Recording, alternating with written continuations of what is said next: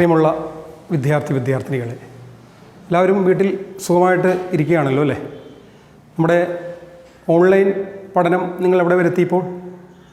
അക്കൗണ്ടൻസിയുടെ പാഠഭാഗങ്ങൾ നിങ്ങൾക്ക് ഓരോരോ ക്ലാസ്സിൽ നിന്ന് കുറേ കാര്യങ്ങൾ മനസ്സിലായിക്കൊണ്ടിരിക്കുകയാണ് അല്ലേ? നമ്മൾ final account of a not for profit organisation പഠിച്ചുകൊണ്ടിരിക്കുകയാണ്. അതിൽ നിങ്ങൾ 2 സ്റ്റേറ്റ്മെൻറ്റുകൾ പഠിച്ചു കഴിഞ്ഞു. ഒന്ന് റെസീപ്റ്റ്സ് ആൻഡ് പേയ്മെൻറ്റ്സ് അക്കൗണ്ടും മറ്റൊന്ന് ഇൻകം ആൻഡ് എക്സ്പെൻഡിച്ചർ അക്കൗണ്ടും. വളരെ വ്യക്തമായിട്ട് അത് രണ്ടിനെ പറ്റി നിങ്ങൾ പഠിച്ച് മനസ്സിലാക്കിയിരിക്കുകയാണ്. അപ്പോൾ അവിടെയാണ് ഞാൻ ഒരു ക്ലാസ് റൂമിലേക്ക് ചെന്നപ്പോൾ ആ ക്ലാസ് റൂമിൽ 2 കുട്ടികൾ തമ്മിൽ തർക്കത്തിലേർപ്പെട്ടിരിക്കുകയാണ്. എന്താണ് തർക്കം? അവിടെ അരുൺ എന്ന് പറഞ്ഞ കുട്ടി പറയുകയാണ്, ഈ റെസീപ്റ്റ്സ് ആൻഡ് പേയ്മെൻറ്റ്സ് അക്കൗണ്ടും ഇൻകം ആൻഡ് എക്സ്പെൻഡിച്ചർ അക്കൗണ്ടും ഒന്നാണെന്ന്. എന്നാൽ ബാബു എന്ന് പറഞ്ഞ വ്യക്തി, ആ വിദ്യാർത്ഥി പറയുകയാണ്, ഇത് രണ്ടും ഒന്നല്ല, ഇത് രണ്ടും രണ്ടാണെന്ന്. നിങ്ങൾ ആരുടെ വാദഗതിയോട് യോജിക്കും? ഒന്ന് സാധൂകരിക്കണം. ഇതാണ് സിറ്റുവേഷൻ എന്ന് പറഞ്ഞത്. അപ്പോൾ ഒരു ക്ലാസ് റൂമിലേക്ക് കടന്നു ചെന്നപ്പോഴത്തേക്ക് അവിടുത്തെ അരുൺ എന്ന് പറഞ്ഞ വിദ്യാർത്ഥി പറയുന്നത് റെസീപ്റ്റ്സ് ആൻഡ് പേയ്മെൻറ്റ്സ് അക്കൗണ്ടും ഇൻകം ആൻഡ് എക്സ്പെൻഡിച്ചർ അക്കൗണ്ടും ഒന്നാണ്, രണ്ടും ഒന്നാണ്. എന്നാൽ ബാബു എന്ന് പറഞ്ഞ കുട്ടി പറഞ്ഞത് എന്താണ്? ഇത് രണ്ടും രണ്ടാണെന്നാണ് പറഞ്ഞത്. എന്താണ് നിങ്ങൾ മനസ്സിലായി? നിങ്ങളുടെ അഭിപ്രായം എന്താണ്? നിങ്ങളിപ്പോൾ ഇത് രണ്ടും പഠിച്ചു വെച്ചിരിക്കുകയാണ്. ഇൻകം ആൻഡ് എക്സ്പെൻഡിച്ചർ അക്കൗണ്ടും പഠിച്ചു കഴിഞ്ഞു, റെസീപ്റ്റ്സ് ആൻഡ് പേയ്മെൻറ്റ്സ് അക്കൗണ്ടും പഠിച്ചു കഴിഞ്ഞു. അതിൻ്റെ ഫീച്ചേഴ്സും അതിൻ്റെ പ്രോബ്ലംസൊക്കെ നിങ്ങൾ വർക്കൗട്ട് ചെയ്തിരിക്കുന്ന സമയമാണ്. നിങ്ങളുടെ മനസ്സിൽ എന്താണ് വരുന്നത്? നിങ്ങളുടെ മനസ്സിൽ ആരുടെ വാദഗതിയോട് നിങ്ങൾ യോജിക്കും? അരുണിൻ്റെയോടാണോ ബാബുവിൻ്റെയോടാണോ നിങ്ങൾ യോജിക്കുന്നത്? അവിടെയാണ് നമ്മൾ മനസ്സിലാക്കേണ്ടത്, ഇത് ഇൻകം ആൻഡ് എക്സ്പെൻഡിച്ചർ അക്കൗണ്ടും റെസീപ്റ്റ്സ് ആൻഡ് പേയ്മെൻറ്റ്സ് അക്കൗണ്ടും തമ്മിൽ ഒന്നല്ല, അത് രണ്ടും രണ്ടാണ് അല്ലേ? വളരെ പ്രകടമാണ്. നമുക്ക് മനസ്സിലാക്കാൻ ഈ പ്രോബ്ലം അതിൻ്റെ തിയറി മനസ്സിലാക്കിയപ്പോൾ തന്നെ, അല്ലെങ്കിൽ നിങ്ങൾ പഠിച്ചപ്പോൾ തന്നെ നിങ്ങൾ മനസ്സിലാക്കിയിട്ടുണ്ട്, ഇത് രണ്ടും ഒന്നല്ല, പകരം ഇത് രണ്ടും രണ്ടാണ്. ഇത് തമ്മിലുള്ള സാമ്യം എന്താണ്?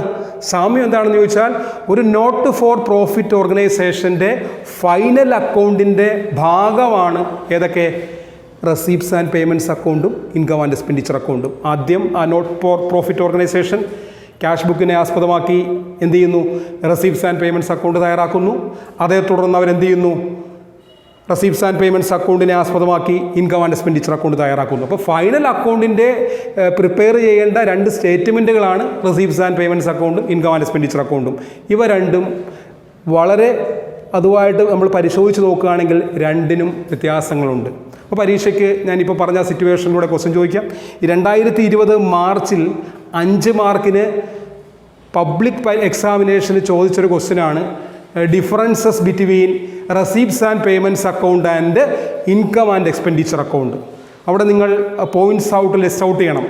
ഒരു റെസീപ്റ്റ്സ് ആൻഡ് പേയ്മെൻറ്റ്സ് അക്കൗണ്ടും ഒരു ഇൻകം ആൻഡ് എക്സ്പെൻഡിച്ചർ അക്കൗണ്ടും തമ്മിലുള്ള വ്യത്യാസങ്ങൾ എന്തെല്ലാമാണ് നമുക്കവിടെ നോക്കാം. ഒന്നാമത്തെ പോയിന്റ് എന്താണ്? റെസീപ്റ്റ്സ് ആൻഡ് പേയ്മെൻറ്റ്സ് അക്കൗണ്ട് സൈഡും ഇൻകം ആൻഡ് എക്സ്പെൻഡിച്ചർ അക്കൗണ്ട് സൈഡും രണ്ടും നമുക്ക് ആ കമ്പാരിസൺ നമുക്ക് അവിടെ നടത്താൻ സാധിക്കും. ഒന്ന് റെസീപ്റ്റ്സ് ആൻഡ് പേയ്മെൻറ്റ്സ് അക്കൗണ്ടിൻ്റെ സൈഡ് നോക്കുകയാണെങ്കിൽ എന്താണ്? സിമിലർ ടു ക്യാഷ് ബുക്കാണ്. Receipts and payments account cash ബുക്കിന് തുല്യം, അല്ലെങ്കിൽ ക്യാഷ് ബുക്കിന് സിമിലർ ആണ് റെസീപ്റ്റ്സ് ആൻഡ് പേയ്മെൻറ്റ്സ് അക്കൗണ്ട്. എന്നാൽ ഇൻകം ആൻഡ് എക്സ്പെൻഡിച്ചർ അക്കൗണ്ടോ? Income and expenditure account is similar to profit and loss account. ഒരു പ്രോഫിറ്റ് ഓർഗനൈസേഷൻ്റെ, ഒരു ട്രേഡിംഗ് ഓർഗനൈസേഷൻ്റെ ക്യാഷ് ബുക്കിന് തുല്യമാണ് റെസീപ്റ്റ്സ് ആൻഡ് പേയ്മെൻറ്റ് അക്കൗണ്ട്. എന്നാൽ ഇൻകം ആൻഡ് എക്സ്പെൻഡിച്ചർ അക്കൗണ്ട് ആ ട്രേഡിംഗ് കൺസേണിൻ്റെ, profit oriented കൺസേണിൻ്റെ profit and loss അക്കൗണ്ടിന് തുല്യമാണ്. അപ്പോൾ ഒരു ഡിഫറൻസ് നിങ്ങൾക്ക് പിടികിട്ടി അല്ലേ? എന്താണ്? Receipts and payments account cash ബുക്കിന് സിമിലറാണ്, income and expenditure account profit and loss account സിമിലറാണ്. രണ്ടാമത്തെ ഡിഫറൻസിലേക്ക് നമ്മൾ പോയാൽ, റെസീപ്റ്റ്സ് ആൻഡ് പേയ്മെൻറ്റ്സ് അക്കൗണ്ട് നിങ്ങൾക്കറിയാം സ്റ്റാർട്ട് ചെയ്യുന്നത് എന്തുകൊണ്ടാണ്? ഓപ്പണിംഗ് ബാലൻസ് കൊണ്ടാണ് അല്ലേ? ഓപ്പണിംഗ് ക്യാഷ് ഇൻ ഹാൻഡും ഓപ്പണിംഗ് ക്യാഷ് അറ്റ് ബാങ്കും, ആ ഓപ്പണിംഗ് ബാലൻസ് കൊണ്ടാണ് receipts and payment account start ചെയ്യുന്നത്. എന്നാൽ ഇൻകം ആൻഡ് എക്സ്പെൻഡിച്ചർ അക്കൗണ്ടിലോട്ട് പോയാലോ, നോ സച്ച് ബാലൻസ്, അത്തരത്തിലുള്ള ഒരു ബാലൻസും ഇല്ല, ഒരു ഓപ്പണിംഗ് ബാലൻസും അവിടെ ഇല്ല, നമുക്ക് റെക്കോർഡ് ചെയ്യേണ്ടതായിട്ടില്ല. അപ്പോൾ that is the second difference between receipts and payment account and income and expenditure account. ഇനി എന്താണ്? മൂന്നാമത് നമ്മൾ ഡിഫറൻസിലേക്ക് പോയാൽ, റെസീപ്റ്റ് സൈഡിൽ, receipt on debit side, receipts and payments അക്കൗണ്ടിൻ്റെ റെസീപ്റ്റുകളെല്ലാം ഡെബിറ്റ് സൈഡിൽ എഴുതി വെക്കും, പേയ്മെൻറ്റുകളെല്ലാം ക്രെഡിറ്റ് സൈഡിൽ എഴുതി വെക്കും അല്ലേ?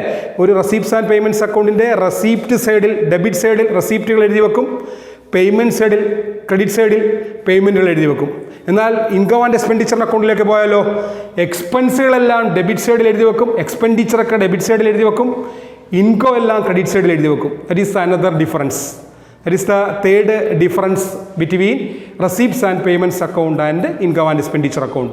ഇനി നമ്മൾ നാലാമത്തെ ഡിഫറൻസിലേക്ക് പോയാലോ റെസീപ്റ്റ്സ് ആൻഡ് പേയ്മെൻറ്റ്സ് അക്കൗണ്ടിൽ നോൺ ക്യാഷ് എക്സ്പെൻസുകളൊന്നും രേഖപ്പെടുത്തുകയില്ല.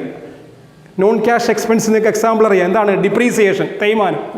ഫിക്സഡ് അസറ്റിനുണ്ടാകുന്ന തേയ്മാനം, ഡിപ്രീസിയേഷൻ, അത് റെസീപ്റ്റ്സ് ആൻഡ് പേയ്മെൻറ്റ്സ് അക്കൗണ്ടിൽ പരിഗണിക്കില്ല, അവിടെ റെക്കോർഡ് ചെയ്യപ്പെടത്തില്ല.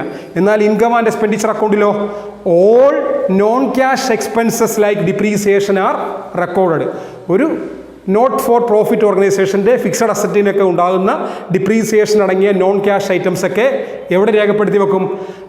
പിന്നെ ഇൻകം ആൻഡ് എക്സ്പെൻഡിച്ചർ അക്കൗണ്ടിൽ രേഖപ്പെടുത്തി വെക്കും. That is the another distinction between receipts and payments account and income and expenditure account. അടുത്തെന്താണ്? നമ്മൾ വളരെ പ്രധാനപ്പെട്ട ഒരു പോയിന്റാണ് അടുത്ത ഡിഫറൻസ് എന്ന് പറഞ്ഞാൽ റെസീപ്റ്റ്സ് ആൻഡ് പേയ്മെൻറ്റ്സ് അക്കൗണ്ടിൽ all receipts and all payments are recorded. അല്ലേ? അവിടെ വെദർ ക്യാപിറ്റൽ റവന്യൂ, ക്യാപിറ്റലോ റവന്യൂ എന്നുള്ള പരിഗണനയില്ലാതെ ക്യാപിറ്റലും ഐറ്റംസും റവന്യൂ ഐറ്റംസും എവിടെ രേഖപ്പെടുത്തി വെക്കും? റെസീപ്റ്റ്സ് ആൻഡ് പേയ്മെൻറ്റ്സ് അക്കൗണ്ടിൽ രേഖപ്പെടുത്തി വെക്കും. എന്നാലോ ഇൻകം ആൻഡ് എക്സ്പെൻഡിച്ചർ അക്കൗണ്ടിലോ only revenue items of the current year are recorded. അല്ലേ? റവന്യൂ ഐറ്റംസ് മാത്രമേ എവിടെ രേഖപ്പെടുത്തി വെക്കുകയുള്ളൂ? ഇൻകം ആൻഡ് എക്സ്പെൻഡിച്ചർ അക്കൗണ്ട് രേഖപ്പെടുത്തുകയുള്ളൂ. വളരെ പ്രധാനപ്പെട്ട ഒരു ഡിഫറൻസ് ആണ്. അല്ലേ? റെസീപ്റ്റ്സ് ആൻഡ് പേയ്മെൻറ്റ്സ് അക്കൗണ്ടിൽ എല്ലാത്തരം റെസീപ്റ്റുകളും രേഖപ്പെടുത്തുമ്പോൾ ഇൻകം ആൻഡ് എക്സ്പെൻഡിച്ചർ അക്കൗണ്ടിൽ റവന്യൂ നേച്ചറിലുള്ള, റെക്കറിംഗ് നേച്ചറിലുള്ള എക്സ്പെൻസുകളും ഇൻകങ്ങളും മാത്രമേ എന്ത് ചെയ്യുള്ളൂ? രേഖപ്പെടുത്തി വെക്കാറുള്ളൂ. അതുപോലെ തന്നെ അടുത്ത ഡിഫറൻസിലേക്ക് പോകുമ്പോൾ ക്ലോസിംഗ് ബാലൻസ് ആണ്.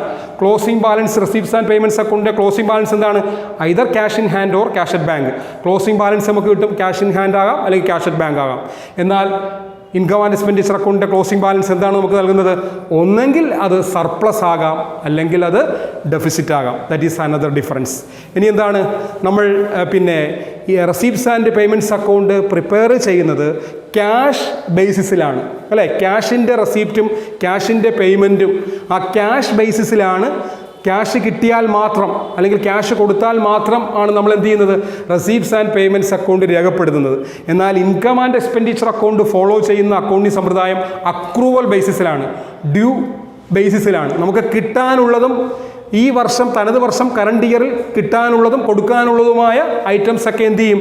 ഇൻകം ആൻഡ് എക്സ്പെൻഡിച്ചർ അക്കൗണ്ടിൽ നമ്മൾ പരിഗണിക്കും. ഇപ്പോൾ അഡ്ജസ്റ്റ്മെൻറ്റുകളൊക്കെ നമ്മൾ പരിഗണിച്ചിട്ടാണ് ഇൻകം ആൻഡ് എക്സ്പെൻഡിച്ചർ അക്കൗണ്ട് തയ്യാറാക്കുന്നത്. That is the another difference or distinction between income and expenditure account and receipts and payments account. ഇനി വളരെ മറ്റൊരു പ്രധാനപ്പെട്ട ഡിഫറൻസ് ആണെന്ത്? റെസീപ്റ്റ്സ് ആൻഡ് പേയ്മെൻറ്റ്സ് അക്കൗണ്ടിൽ നമ്മൾ it includes receipts and payments of previous year, current year and succeeding period. Receipts and payments അക്കൗണ്ടിൽ ആ ഒരു not for profit ഓർഗനൈസേഷൻ്റെ മുൻ വർഷങ്ങളിൽ കിട്ടിയ വരവുകളും ചെലവുകളും ഉണ്ടായ ചെലവുകളും, അതോടൊപ്പം തന്നെ തനത് വർഷം, കറണ്ട് ഇയറിലെ റെസീപ്റ്റുകളും പേയ്മെൻറ്റുകളും, വരാൻ പോകുന്ന വർഷത്തെ സക്സീഡിങ് ഇയറിലെ വരവുകളും ചെലവുകളും എന്ത് ചെയ്യും? രേഖപ്പെടുത്തി വെക്കും. എന്നാൽ ഇൻകം ആൻഡ് എക്സ്പെൻഡിച്ചർ അക്കൗണ്ടിലോ it includes only current period income and expenditure. Current, നമ്മൾ ഏത് വർഷത്തെ ഇൻകം ആൻഡ് എക്സ്പെൻഡിച്ചർ അക്കൗണ്ടാണോ തയ്യാറാക്കുന്നത് ആ വർഷവുമായി ബന്ധപ്പെട്ട ഇൻകവും എക്സ്പെൻഡിച്ചറുകളും മാത്രമേ നമ്മൾ എന്ത് ചെയ്യത്തുള്ളൂ? ഇൻകം ആൻഡ് എക്സ്പെൻഡിച്ചർ അക്കൗണ്ടിൽ രേഖപ്പെടുത്തുകയുള്ളൂ. ഇതാണ് 8 പ്രധാനപ്പെട്ട ഡിഫറൻസുകൾ. ഏതൊക്കെ തമ്മിലുള്ള? റെസീപ്റ്റ്സ് ആൻഡ് പേയ്മെൻറ്റ്സ് അക്കൗണ്ടും ഇൻകം ആൻഡ് എക്സ്പെൻഡിച്ചറും തമ്മിലുള്ള 8 പ്രധാനപ്പെട്ട ഡിഫറൻസുകൾ ഇവയാണ്. അപ്പോൾ നമുക്ക് അവിടെ എന്ത് മനസ്സിലാക്കാം? ഞാൻ നേരത്തെ പറഞ്ഞ സിറ്റുവേഷനിലേക്ക്, എന്താണ്, ക്ലാസ് റൂമിലേക്ക് എന്നപ്പോഴത്തേക്ക് അരുണും ബാബുവും തമ്മിൽ തർക്കത്തിലേർപ്പെട്ടു. അരുൺ പറഞ്ഞത് റെസീപ്റ്റ്സ് ആൻഡ് പേയ്മെൻറ്റ്സ് അക്കൗണ്ടും അതുപോലെ തന്നെ ഇൻകം ആൻഡ് എക്സ്പെൻഡിച്ചർ അക്കൗണ്ടും ഒന്നാണ്. ബാബു പറഞ്ഞത് ഇത് രണ്ടും രണ്ടാണ്. നമുക്ക് ആരോട് യോജിക്കാം? ബാബുവിനോട് യോജിക്കാം. കാരണം റെസീപ്റ്റ്സ് ആൻഡ് പേയ്മെൻറ്റ്സ് അക്കൗണ്ടും ഇൻകം ആൻഡ് എക്സ്പെൻഡിച്ചർ അക്കൗണ്ടും രണ്ടും 2 അക്കൗണ്ടുകളാണ്. രണ്ടും ഒരു നോട്ട് ഫോർ പ്രോഫിറ്റ് ഓർഗനൈസേഷൻ്റെ ഫൈനൽ അക്കൗണ്ടിൻ്റെ ഭാഗമായി തയ്യാറാക്കുന്നവയാണെങ്കിൽ തന്നെയും രണ്ടിനും വ്യത്യാസങ്ങളുണ്ട്. ആ വ്യത്യാസങ്ങളാണ് നമ്മളിപ്പോൾ ചർച്ച ചെയ്തത്. നമ്മൾ ഇപ്പോൾ നോട്ട് ഫോർ പ്രോഫിറ്റ് ഓർഗനൈസേഷൻ്റെ 2 അക്കൗണ്ടുകൾ തയ്യാറാക്കാൻ പഠിച്ചു കഴിഞ്ഞു. ഏതൊക്കെയാണ്? റെസീപ്റ്റ്സ് ആൻഡ് പേയ്മെൻറ്റ്സ് അക്കൗണ്ടും ഇൻകം ആൻഡ് എക്സ്പെൻഡിച്ചർ അക്കൗണ്ടും. അത് തയ്യാറാക്കാൻ പഠിച്ചു.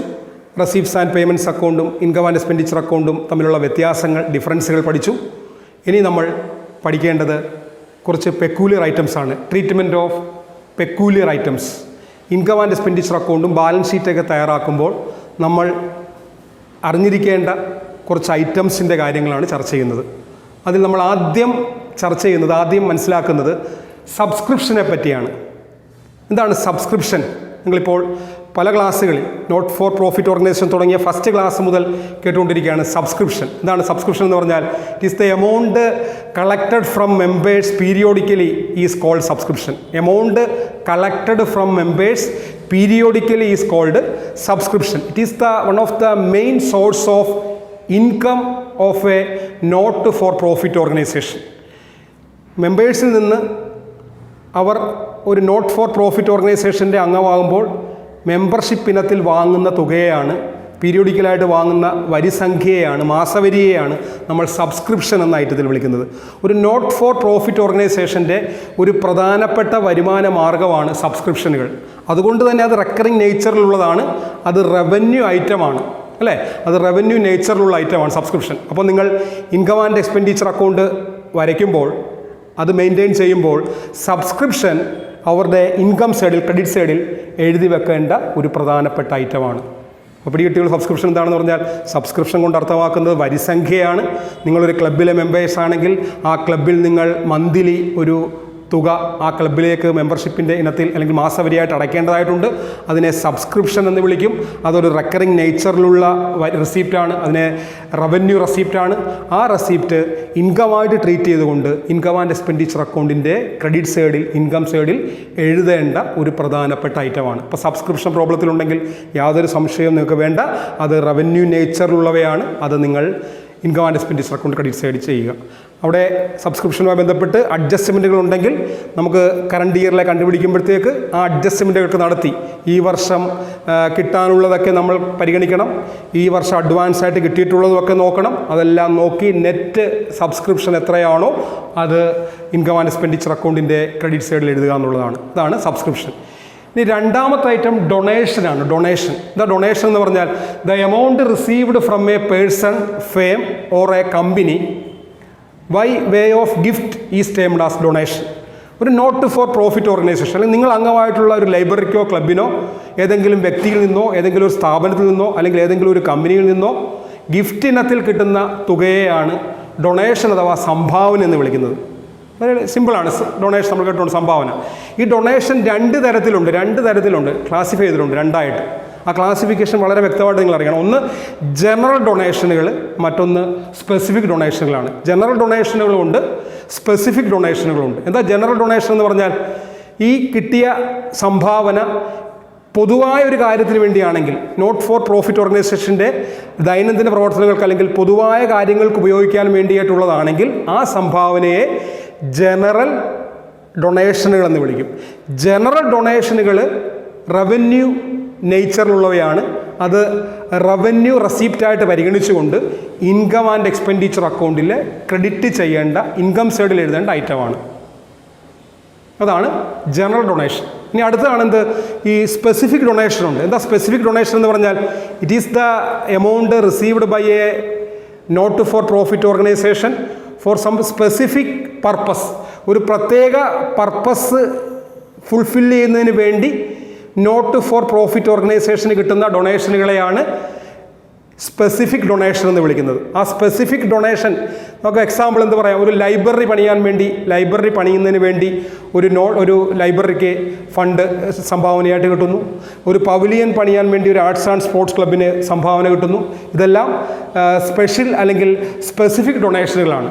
വളരെ പ്രത്യേകതയുണ്ട്. ഈ സ്പെസിഫിക് അല്ലെങ്കിൽ സ്പെഷ്യൽ ഡൊണേഷനുകൾ റവന്യൂ നേച്ചറുള്ളവയല്ല, അവ ക്യാപിറ്റൽ നേച്ചറുള്ളവയാണ്. അത് ക്യാപിറ്റൽ റെസിപ്റ്റാണ്. ആ പർട്ടിക്കുലർ പർപ്പസിന് വേണ്ടിയാണ് അത് യൂസ് ചെയ്യുന്നത്. അതുകൊണ്ട് തന്നെ ഇൻകം ആൻഡ് എക്സ്പെൻഡിച്ചർ അക്കൗണ്ടിൻ്റെ ഇൻകം സൈഡിൽ അത് എടുക്കാൻ പാടില്ല. ഈ സ്പെസിഫിക് ഡൊണേഷനുകൾ നമ്മൾ എന്ത് ചെയ്യണം? അത് ബാലൻസ് ഷീറ്റ് വരയ്ക്കുമ്പോൾ ലയബിലിറ്റി സൈഡിൽ ക്യാപിറ്റൽ ഫണ്ടിനോടൊപ്പം ആഡ് ചെയ്യുകയാണ് ചെയ്യുന്നത്. അപ്പോൾ സ്പെസിഫിക് ഡൊണേഷൻ ക്യാപിറ്റൽ റെസിപ്റ്റായിട്ട് പരിഗണിച്ചുകൊണ്ട് ബാലൻസ് ഷീറ്റിൻ്റെ ലയബിലിറ്റി സൈഡിൽ നമുക്ക് ക്യാപിറ്റൽ ഫണ്ടുണ്ട്, ആ ക്യാപിറ്റൽ ഫണ്ടിനോടൊപ്പം ആഡ് ചെയ്ത് കാണിക്കുകയാണ് വേണ്ടത്. അപ്പോൾ നിങ്ങൾ ഇപ്പോൾ peculiar items income and expenditure അക്കൗണ്ടും ബാലൻസ് ഷീറ്റും തയ്യാറാക്കുമ്പോൾ പരിഗണിക്കേണ്ട കുറച്ച് പെക്യൂലിയർ ഐറ്റംസിനെ പറ്റിയാണ് പഠിക്കുന്നത്. ആ ഐറ്റംസിൽ ഒന്ന് സബ്സ്ക്രിപ്ഷൻ ആയിരുന്നു, 2 ഡൊണേഷനുകളായിരുന്നു. അപ്പം ഈ 2 ഐറ്റവും നിങ്ങൾക്ക് വളരെ വ്യക്തമായി മനസ്സിലായി എന്ന് കരുതുന്നു. മൂന്നാമത് ഒരു ഐറ്റം കൂടെ ഞാൻ ഇന്നത്തെ ക്ലാസ്സിൽ പറഞ്ഞ് അവസാനിപ്പിക്കുകയാണ്. അത് ലെഗസിയാണ്. എന്താണ് ലെഗസി എന്ന് പറഞ്ഞാൽ? Amount received as per the will of a deceased person is called legacy. ഒരു വ്യക്തി ആ വ്യക്തിയുടെ മരണശേഷം വിൽപത്രത്തിലൂടെ ഒരു നോട്ട് ഫോർ പ്രോഫിറ്റ് ഓർഗനൈസേഷൻ നൽകുന്ന തുകയെയാണ്, സ്വത്തുക്കളെയാണ് എന്ത് വിളിക്കുന്നത്? ലെഗസി എന്ന് വിളിക്കുന്നത്. വളരെ പ്രധാനപ്പെട്ട ഒരു ഐറ്റമാണ് ലെഗസി. നോട്ട് ഫോർ പ്രോഫിറ്റ് ഓർഗനൈസേഷൻ്റെ ഇൻകം ആൻഡ് എക്സ്പെൻഡിച്ചർ അക്കൗണ്ടും ബാലൻസ് ഷീറ്റും വരയ്ക്കുമ്പോൾ പരിഗണിക്കേണ്ട ഒരു ഐറ്റമാണ് ലെഗസി. ആ ലെഗസി എന്ത് ചെയ്യണം? It is A capital receipt ആണ്, അല്ലേ? ഒരു വ്യക്തി മരണശേഷം വിൽപത്രപ്രകാരം നൽകുന്ന സ്വത്താണ്. അത് റെക്കറിംഗ് നേച്ചറിലുള്ളവയല്ല. അത് നമ്മൾ ക്യാപിറ്റൽ റെസീപ്റ്റായിട്ട് പരിഗണിച്ചുകൊണ്ട് ബാലൻസ് ഷീറ്റ് വരയ്ക്കുമ്പോൾ ബാലൻസ് ഷീറ്റിൻ്റെ ലയബിലിറ്റി സൈഡിൽ ക്യാപിറ്റൽ ഫണ്ടിനോടൊപ്പം ആഡ് ചെയ്യുകയാണ് വേണ്ടത്. ലയബിലിറ്റി സൈഡിലാണ് അത് കാണിക്കേണ്ടത്. ഇപ്പോൾ ലെഗസി ഒരു ക്യാപിറ്റൽ റെസീപ്റ്റാണ്. പക്ഷേ അവിടെ നിങ്ങൾ അറിഞ്ഞിരിക്കേണ്ട ഒരു എക്സെപ്ഷൻ കേസുണ്ട്. ഈ ലെഗസിയുടെ തുക ഒരു സ്മോൾ എമൗണ്ട് ആണ് തരുന്നതെങ്കിൽ, ഒരു ചെറിയൊരു എമൗണ്ടേ ഉള്ളൂ ലെഗസി ഇനത്തിൽ പ്രോബ്ലത്തിൽ നിങ്ങൾക്ക് തന്നിരിക്കുന്നതെങ്കിൽ, അത് റവന്യൂ റെസീപ്റ്റായിട്ട് പരിഗണിച്ചുകൊണ്ട്, അത് റവന്യൂ റെസീപ്റ്റായിട്ട് കൺസിഡർ ചെയ്തുകൊണ്ട് നിങ്ങൾ ഇൻകം ആൻഡ് എക്സ്പെൻഡിച്ചർ അക്കൗണ്ടിൻ്റെ ഇൻകം സൈഡിൽ കൊണ്ടുവന്ന് പോസ്റ്റ് ചെയ്യണം, ഇൻകം സൈഡിൽ രേഖപ്പെടുത്തണം. അപ്പോൾ അതാണ് ലെഗസി. ഇപ്പോൾ ലെഗസി നിങ്ങൾക്ക് പിടികിട്ടി കാണും. ലെഗസി നോർമൽ കേസിൽ ഒരു ബിഗ് എമൗണ്ട് ആയിരിക്കും, ഒരു വലിയ തുകയായിരിക്കും. ആ തുക നിങ്ങളെപ്പോഴും ക്യാപിറ്റൽ റെസീപ്റ്റായിട്ട് ട്രീറ്റ് ചെയ്തുകൊണ്ട് ബാലൻസ് ഷീറ്റിൻ്റെ ലയബിലിറ്റി സൈഡിലാണ് കാണിക്കേണ്ടത്. അപ്പോൾ ഇന്നത്തെ നമ്മൾ ക്ലാസ്സിൽ നമ്മൾ ഇൻകം ആൻഡ് എക്സ്പെൻഡിച്ചർ അക്കൗണ്ടും അതോടൊപ്പം തന്നെ ബാലൻസ് ഷീറ്റും നമ്മൾ വരയ്ക്കുമ്പോൾ, നമ്മൾ മെയിൻറ്റെയിൻ ചെയ്യുമ്പോൾ ഫോളോ ചെയ്യേണ്ട ചില പെക്യൂലർ ഐറ്റത്തിനെ പറ്റിയാണ് പഠിച്ചത്. ഒരു 8-10ഓളം പ്രധാനപ്പെട്ട ഐറ്റംസ് നിങ്ങൾ പഠിക്കണം. അതിൽ നമ്മൾ 3 ഐറ്റംസാണ് പഠിച്ചത്. 1 സബ്സ്ക്രിപ്ഷൻ, 2 ഡൊണേഷൻ, 3 ലെഗസി. ഈ 3 അഡ്ജസ്റ്റ്മെൻറ്റുകൾ നിങ്ങൾക്ക് മനസ്സിലായി കാണുമെന്ന് കരുതുന്നു. സബ്സ്ക്രിപ്ഷൻ നമ്മൾ ഇൻകം ആൻഡ് എക്സ്പെൻഡിച്ചർ അക്കൗണ്ടിൻ്റെ ക്രെഡിറ്റ് സൈഡിൽ എഴുതും.